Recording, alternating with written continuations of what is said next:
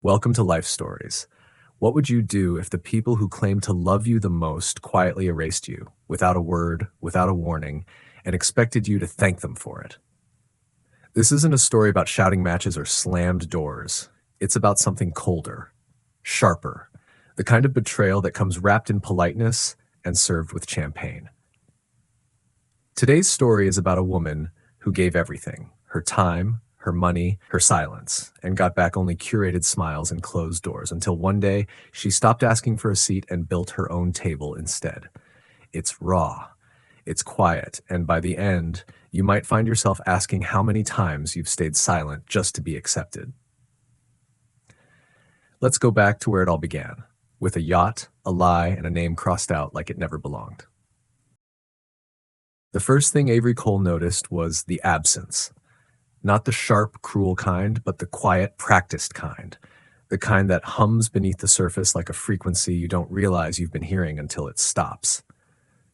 It was a Tuesday morning, warm light spilling across her marble kitchen counters, the kind of California morning that always looked better in photos than it felt. Her husband, Ethan, had left for a client breakfast, the scent of his aftershave still lingering in the hall. The house was calm, uneventful, but her pulse was not. She hadn't meant to see it. The Instagram story, a quick scroll, just muscle memory. But there it was, her niece Madison, champagne in hand, posing mid-spin against the backdrop of an all-too-familiar yacht. "Legacy voyage loading," the caption read, looped with an anchor emoji and a boomerang of clinking flutes. Avery's thumb froze. The yacht. Her yacht. Not one email. Not one call. No invite. Not even the pretense of one. For years, the annual trip had been a performative ritual, orchestrated by Valentina, Ethan's sister and unofficial family PR machine. Avery had been invited twice. The first time, she had the audacity to suggest rotating destinations. The second, Valentina made it clear she was merely a guest, not blood. After that, silence. Avery clicked deeper. Her mother-in-law, Lillian, was there. Drew, Valentina's husband. Cousins, distant relatives, friends of friends. Even Jada, Valentina's yoga instructor, smiled beneath a sun hat. Avery's name? Not on the list. Not even in the background. She wasn't sure what stung more, the exclusion or the quiet acceptance she'd taught herself to feel about it over the years. The rationalizations, the smallness. The times she smiled through brunch while conversations were edited around her, or when holiday seating plans placed her near the coat rack. And yet, she had stayed, nodded, smiled, waited for belonging to be offered, never daring to take it. That afternoon, a text pinged onto her screen. Valentina. A screenshot of the final cabin assignments. One name had been crossed out in red, Avery's. Beside it, handwritten, confirmed for Jada. No apology, no explanation, just a follow-up voice note. Laughter. Well, at least the energy on board won't be so tight this year. That word, tight, landed like a blade. Avery stared at the message, hands steady, but jaw aching from restraint. That evening, over salmon and stock alerts, she asked Ethan if he knew. "Yeah," he mumbled between bites. "I think they're still finalizing the list." When she asked if she was on it, he paused. "Of course. Why wouldn't you be?" But he didn't check. He never did.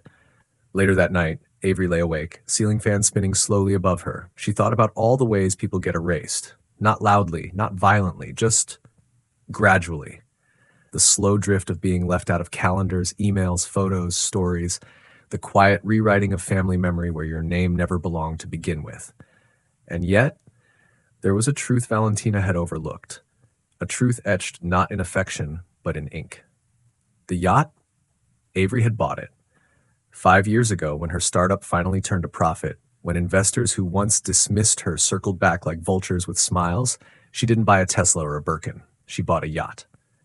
She signed the paperwork herself. But for tax simplicity, the accountant advised listing Ethan too. She didn't argue. She was still conditioned to compromise. Now that compromise had been weaponized against her. 2 days later, Avery stood at the edge of the marina in the Hamptons, suitcase in hand, dressed not for vacation, but for reckoning. The sea breeze tugged at the hem of her camel coat. The crew greeted her without hesitation. "Welcome aboard, Miss Cole. The owner is now aboard." The words were delivered with professional calm, but they hit like cannon fire.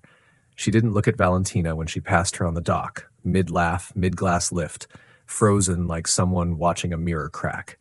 She didn't look at Ethan either, though she felt his stunned silence brush her like wind. She walked past the guests who turned away in social choreography, climbed the ramp, and let her heels click once, twice onto the teak deck before stilling. Inside, the floral arrangement screamed Valentina. The seating chart reeked of her signature hierarchy. The place cards, the curated playlist, even the scent of the candles. Every detail insisted on control. But none of it mattered, because the lie had unraveled in public. Hours later, Valentina stood on the top deck, live streaming as usual, her voice sweet and practiced. This trip is about legacy, loyalty, love. It's about those who know how to preserve what matters most. Avery watched from the lounge, calm, sipping lemon water. Then it happened. A crew member walked behind Valentina midstream and said, "Glad to have you aboard again, Miss Cole, the owner." No emphasis, just fact. Valentina's face flickered. A glitch. A moment. And then the comment section exploded. "Wait, she owns the yacht?" Valentina lied. "Respect to Avery. That's a move." The video ended abruptly, but the fallout didn't. That night, as the dinner plates were cleared and the wine flowed like they were all still pretending nothing had shattered, Avery stood. "I'd like to contribute something to this conversation about legacy," she said quietly. She opened a folder. One document after another hit the table like thunder. Ownership deeds, wire transfers, transcripts. "This is the purchase agreement," she said. "Initial down payment, Avery Cole. Legal co-owner, listed first." Valentina's wine glass trembled. Someone gasped. Ethan sat still, lips parted, unable to speak. But more importantly, Avery continued, tapping one highlighted line. "This is a quote from a call between Valentina and the family attorney. She said, 'She's not blood. She shouldn't own a family asset.'" Silence followed. No denials, just air too thick to breathe. Avery looked at them all. People who had smiled to her face and voted her off behind her back, and said with unbearable calm, "You tried to erase me, but I kept the receipts." Have you ever felt the pain of being quietly erased by people who claim to love you? Or the fire that rises when you realize you were never meant to be invited, you were meant to own the room? She didn't come to fit in. She came to take back what was always hers, and what she does next will leave no legacy untouched.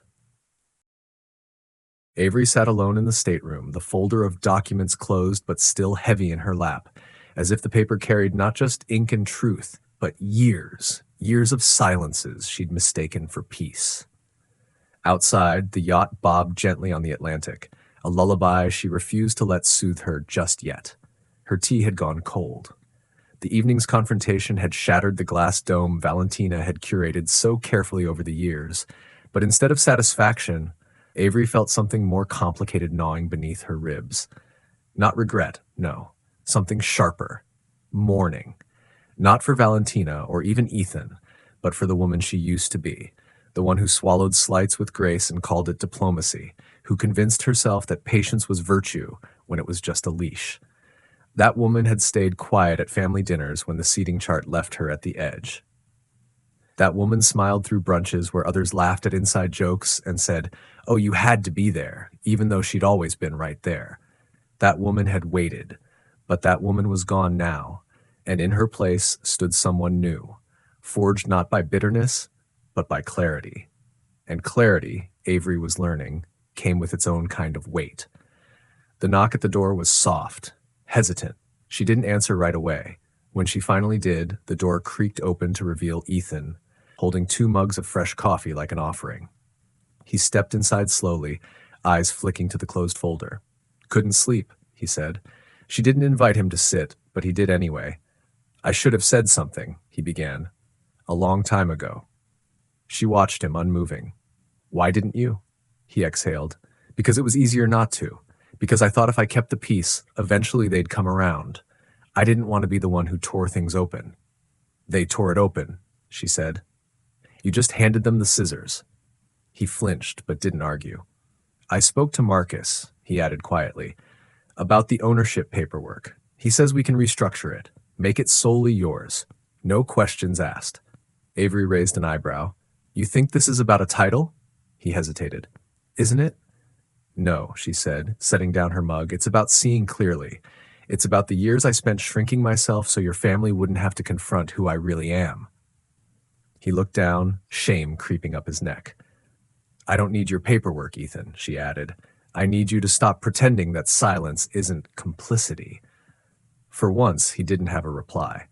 The next morning came cloaked in fog, both outside and in. Breakfast was served with the same porcelain smiles and curated small talk, but the atmosphere had shifted. The guests had watched Avery stand and speak. Some had looked away, some had leaned in. No one had interrupted. Later that afternoon, Avery received a call from Marcus, her attorney. His voice was slow, careful.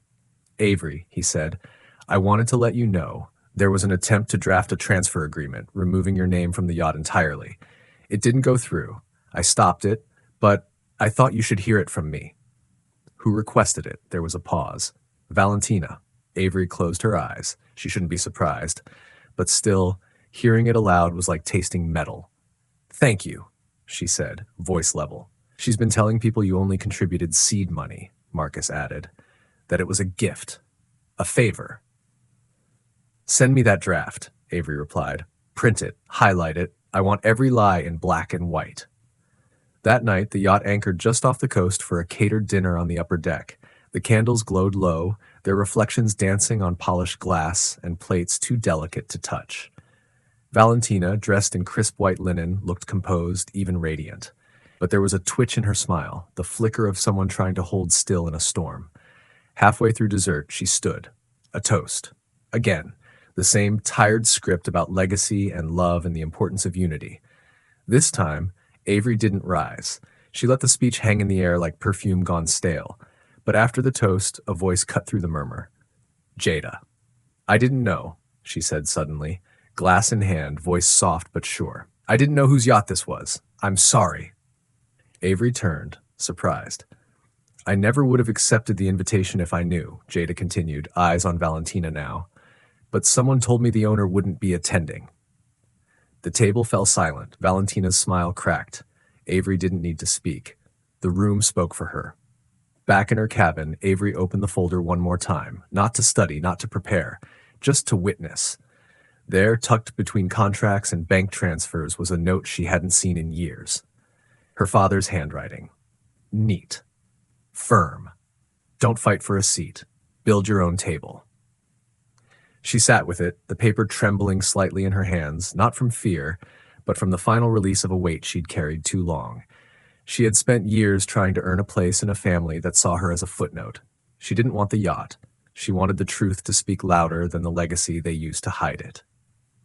What would you do if the truth you finally spoke out loud shattered the very identity your loved ones had built around a lie? And just when Avery thinks the storm has passed, one message arrives that changes everything and threatens to tear open a wound she thought had healed. The text came just after midnight. Avery had just closed her notebook, having written the final lines of a letter she'd never send, addressed to no one and everyone at once. She wasn't expecting anything. Not an apology, not more fallout. But when the screen lit up with Ethan's name and one line, "She's leaving something behind," her breath caught before she even read the attachment. It was a screenshot, a forwarded email thread between Valentina and her family lawyer. Subject line, reallocation of trust assets. The date was 2 weeks before the trip. The message was simple, calculated. If we can remove Avery quietly, we avoid questions about legitimacy. Once she's off the yacht, the rest falls into place. Avery didn't cry. There was nothing left in her to mourn.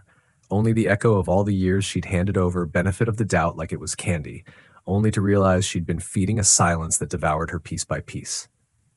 The next morning, she didn't speak to Valentina, not out of restraint, but out of understanding. Some people didn't deserve the dignity of a final conversation. Avery had already said everything that mattered, with documents, with presence, with unshakable stillness. That was louder than any scream could ever be. The trip ended as all things do, not with ceremony, but with weather. A storm was rolling in from the east, fast enough that the captain insisted they dock early. No sunset cocktails, no farewell toast, just chaos in heels and designer bags scrambling off board while pretending the trip had been a success. Avery was the last to leave. She stood at the top of the ramp, coat collar pulled high, folder clutched beneath one arm. Ethan waited by the car, gaze soft, distant. She didn't say goodbye. Not to the crew, not to the sea, not to what this yacht used to mean. Some endings don't need narration. They drove in silence for the first 20 minutes. Then, at a red light, Ethan finally said, "I think she knew you were the only one who wouldn't lie for her." Avery turned toward the window. "And you?" He gripped the wheel tighter. "I wanted to keep things intact. But I realize now I was preserving a version of my family that only existed in stories Valentina told." She didn't answer, but she didn't pull away when his hand brushed hers. Back in Santa Barbara, the house welcomed her with a kind of quiet only the familiar can offer. The creak near the pantry, the tiny scratch on the hallway baseboard. The note from her father was still on the kitchen table. She reread it, slower this time. "Don't fight for a seat. Build your own table." She whispered it aloud once, not to test it, to claim it. 2 weeks later, a box arrived at her front door. No return address. Inside, a single photo. Avery from the yacht trip 5 years ago. The first and only one where she'd laughed freely, barefoot, sun-warmed, hair wind-tossed, and eyes crinkled with real joy. Behind the photo, a note in unfamiliar handwriting. "You were never invisible. Some of us always saw you." No signature. She stared at it for a long time. She never found out who sent it. Sunday brunch came quietly. Not the kind Valentina curated, but something real. Eggs, toast, strawberries, messy napkins. Marcus brought his wife, Callista arrived with lemon bars, and Jada, unexpected but welcome, showed up with fresh flowers and too many apologies. "I told her I was out," Jada said softly, setting down the vase. "Not just from the trip, from the narrative." Avery smiled. Good. It was never her story to begin with. Later, as they cleared dishes and swapped stories not meant for social media, Ethan pulled Avery aside. "There's something I need you to see." He handed her a legal envelope. Inside, an amendment to the ownership agreement. Her name, solely listed, his, removed. No strings, no condition. She looked up, brows raised. "I asked Marcus to file it quietly," Ethan said. "I know it's not about the title. It's about seeing you. I see you, Avery." She didn't speak, just stepped forward and wrapped her arms around him. Not to forget, not to erase, but because sometimes healing isn't about perfect words. It's about choosing to stay when it matters and finally being seen for the first time. Weeks passed. The Preston family didn't reach out. Valentina disappeared from social media for a time. Whispers trickled back through old friends. Rumors of fracture, of questions raised, of long-held roles reevaluated. Avery didn't gloat. Legacy doesn't need an audience. It only needs roots. One afternoon, while cleaning out the garage, Avery came across an old, dust-covered box labeled Yacht Blueprints, her handwriting. Inside were notes, sketch modifications, logistical specs, even early funding goals. Beneath the blueprints, a single page torn from her old journal. The ink was smudged, but still legible. "One day, they will know. One day, I won't ask for permission." That day had come, and now she wasn't waiting for someone to hand her a seat. She was inviting others to hers. What part of Avery's journey resonated most deeply with you, and have you ever had to reclaim your voice after being written out of someone else's story? Comment 100 if you love this story. Tell us what country you're watching from, and if this story moved you, share it with someone who needs to hear it. Thank you for watching Life Stories.